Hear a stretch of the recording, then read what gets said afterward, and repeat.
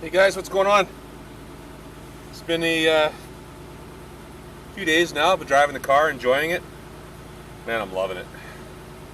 There's so many videos that I want to do, but just not enough time in a day. Working full time just really just drags you down on your hobby, doesn't it? I'm gonna run out tonight and pick up a little set of micro wrenches that I need to adjust the points. And I'm going to adjust the points that are in there and file them and adjust to get the dwell set right, set the timing, and just see how the car performs on the hill home. So I'll do that, see how it goes, and maybe I'll share that with you. What the heck? Here we go. Well, we've been enjoying the car pretty much every day for the last 5 days. It's fantastic. Man. For the first time today, since I got the car, it was last night. I got on the highway and I tried overdrive. Holy man! I didn't expect, that's a first experience for me driving in a 1930s car, that has overdrive. I've driven my 38 Plymouth lots, and it's adequate, 50, 55 miles an hour. It can do 55, but 50 sounds a little buzzy. 55 in my opinion. But this one, man, I put it in overdrive and I just hit the highway and it was just like floating like a butterfly. I wouldn't have expected, did not expect it from an 83-year-old car. It feels young. It does not feel like the 83-year-old car. Like my son, who's, 22, 21, he's like, I'd rather daily drive this 1938 Chrysler than a new Honda Civic. yeah, I get it. Me too, son. I would rather daily drive this, but I don't want to destroy it either. This is a fuel that I'm going to cherish. I'm going to use it, but I'm not going to daily drive it all year round. Not in these conditions. Other than California, I mean. Yeah, overdrive was fantastic. This car's got a good torque. It's got the 265 engine apparently. And it's got good bottom end. And with the overdrive on, cruising on the highway 55, 60 miles an hour, it just howls nicely. It's got a nice kind of low end rumble. And it's not working hard, but it's got good torque, so it pulls nicely. Man, that was a treasure. It was a treat. I don't know. I'm not a huge fan of doing over 50 miles an hour in a car that's 83 years old. It's really very little for safety features. This one has seat belts. But I can see how a guy might be inclined to be going over 50 to 60 a little more often just because it's fun and smooth. Wow. So overdrive. Shocking to me, but yes, pretty awesome. Recommended. If you have that, don't. Let's just say if I had to go somewhere on a faraway trip and I had a choice of taking my 38 Plymouth, which does not have overdrive, and this car with the overdrive, 38 Chrysler, no contest.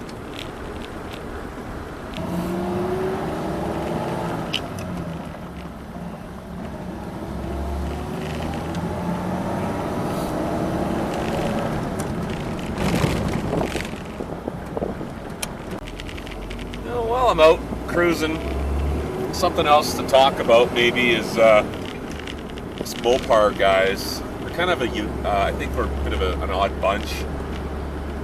The masses just don't seem to,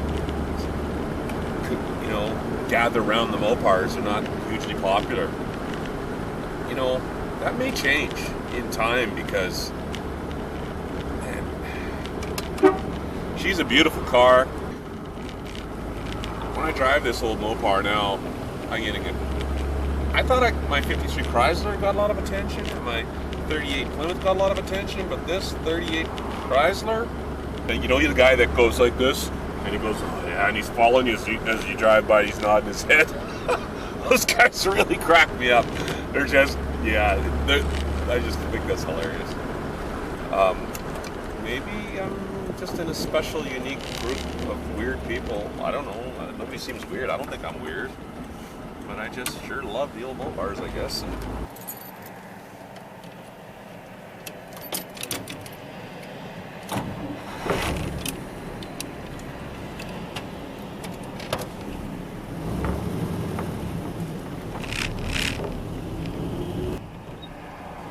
Take her on the highway and see what she does here for you. Get a little warm. Turn on the air conditioning here.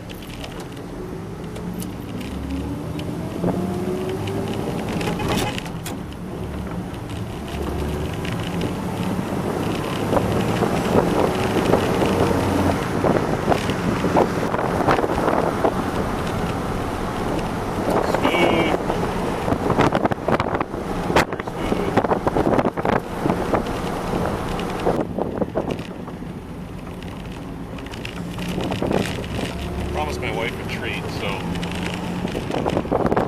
let's do that. Get out of the way.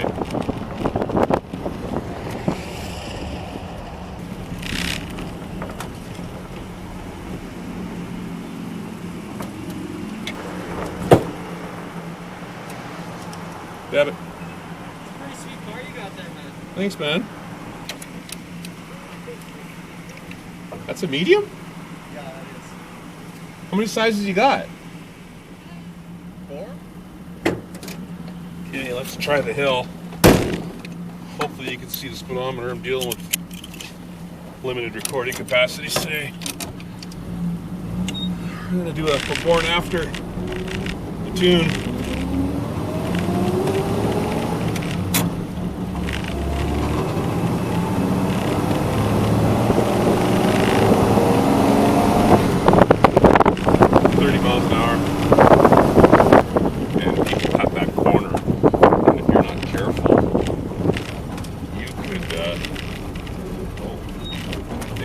Fuel pump. I'm out of fuel. You know what's happened? Is the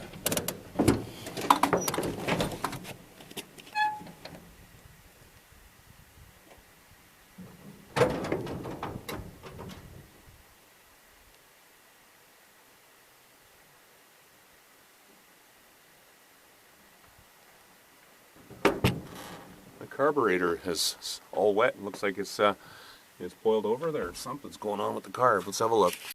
Alright, so my carburetor is wet down there, quite wet. Fuel. And I don't know why it overfueled, I think. I wonder if I got too much carb pressure. Fuel pump pressure. I see it dripping out of the shaft. It's dripping out of a shaft there. See it dripping fuel? I did reseal the fuel pressure regulator. Oh yeah, she's dripping lots of fuel there. At the bottom there. In that area. I wonder if there's too much pressure. I guess I better get my fuel pressure gauge on there and see what's going on. We're literally blocks from, like, not even, we're half a block from home. Home is right on the corner, and it's a downhill slope from here to home, and I can coast home if I need to, but I'm not. I'm just gonna, that's the hill climb I keep telling you guys about. It's a hell of a climb. That was wide open throttle for, whatever, 3 miles maybe? I don't know. Kilometers? And, you know, probably 4 kilometers, so about 3 miles. Fuel is still dripping out of there.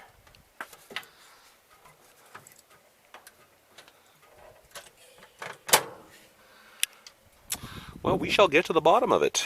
Pretty sure I know what's going on. I got too much fuel pressure, I bet. We will get to it. But here's where I am. Close to home. There you go. Live trials and tribulations of owning old cars. It's good stuff. I'm laughing still. I made it. It's not hard, not far from home. We'll be home in a second. Okay, let's try going home. I'll try starting it and see what happens. Doesn't want to go. We're going to push her home.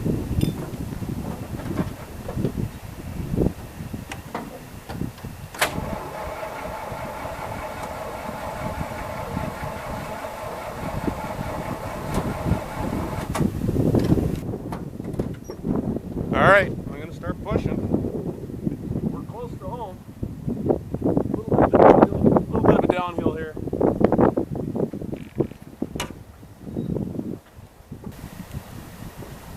Yes, I'm grunting.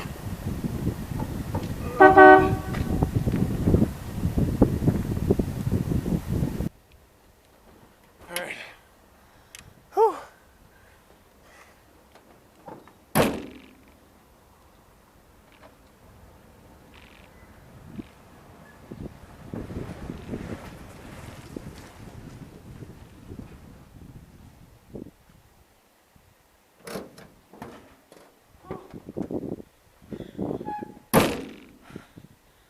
Fuel issues. Oh, really? Barely got home.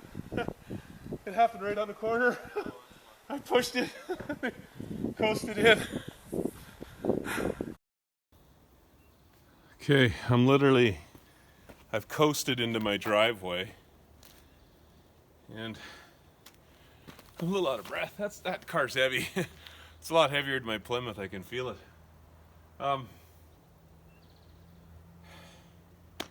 Fuel. We're gonna check fuel pressure, see what's going on there. I'm probably gonna try and get it started again here. I think the carb's dry at this point. Think so. I'll give it a shot of the accelerator pump. We talked about that. Give it a little shot, go get my flashlight, see if I get any fuel coming out of the accelerator pump. If there's none, then I know the bowl's dry. If I got lots of fuel, then she's flooded, and we'll let her cool down. You know, this is, I think, second or at least third time that that's happened to me. It's after climbing that darn hill home. It's a grind.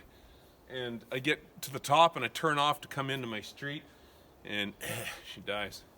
2 or 3 times now between my Plymouth, 38 Plymouth and my 38 Chrysler right now, I've coasted into the driveway like that. And man, she's been nip and tuck. I go out and experiment and do things, and I've never not been able to make it home yet. Piece of wood. Knock on wood. All right, so get my flashlight here to look down. I'm going to check the accelerator pump, see if we're getting any fuel from the bowl into the carb here, and see if we're dry or what. Tiny little bit, not much. I'm going to say the bowl's down on fuel is my guess. See what happens. It's been sitting for about 10 minutes now, cooling off.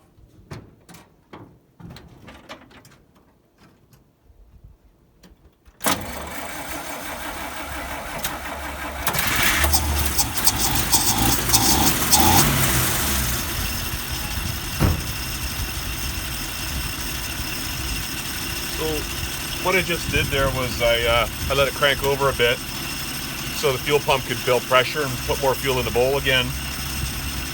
Then I stroked the throttle a couple times to give it a good shot of fuel from the accelerator pump. Figured that was going to do it. Sure enough, she's probably running. Yeah, she's running fine. So up the hill, full throttle, working hard. Maybe the float is sticking open. I don't know. Maybe. Haven't got into that carb yet. A couple things. I'm going to check the fuel pressure on my gauge. And I'm going to probably go in. Oh, after that, I'm going to go into the carburetor and maybe look at that float, see what's going on. But I'm pretty sure that it was puking fuel out every orifice in the carburetor, wherever it could. It was coming out. I don't see any drips down at the fuel pressure regulator. There's one on there, so it's time to check it. There we go. We're home. We're heading in the garage now. She's going to bed.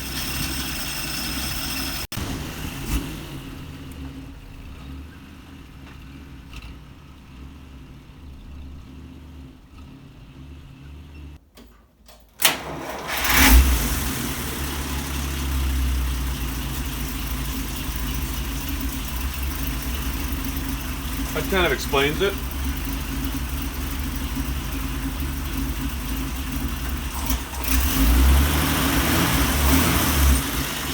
So we're making 6 pounds. Yeah, I gotta adjust that, turn it down.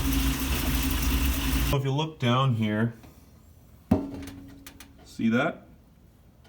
That's a fuel pressure regulator right off the fuel pump. Now that's adjustable. We're gonna change tension. There's a spring inside of there that changes the tension on the regulator. We're going to try and see if we get it down to about 4 pounds. See if that fixes my overfueling problem. All right, more adjustments, fired up. Damn, 7. What in the... Well, I guess I gotta decide what I'm gonna do. That fuel pump's making way too much pressure. I backed the regulator out. Didn't really get much difference there, I'm done. Alright, so I think I've done all I can with that Holley fuel pressure regulator. I've backed it out as far as I can. So the threads are just barely hanging on, and I'm making 8.5 psi. So I think the regulator's defective, but coming up the hill today, when your throttle is wide open, you're giving all the fuel it can take, right? So the float is wide open as well. And when the float is down, there's nothing blocking that 7.5 or whatever I was getting, 8 pounds, 8.5 pounds of fuel pressure right into the bowl, and it's just forcing it everywhere in the carburetor. By the time I got to the top of the hill, my carburetor was just puking raw fuel everywhere. That's dangerous, very dangerous. Could have been a fire. I do have a fire extinguisher in the trunk, but so anyways, kept troubleshooting here today, trying to get the pressure down. I cannot. So I think I don't know if that pressure regulator is defective. I think it may be. That's likely what happened the other day when I thought I was running out of fuel. Although the regulator was dripping fuel, I stopped that. It's acting up. So I think I'll go see if I can find a new pressure regulator tomorrow and get it down to about 4 psi or so is where I want to be. So see what we can do tomorrow.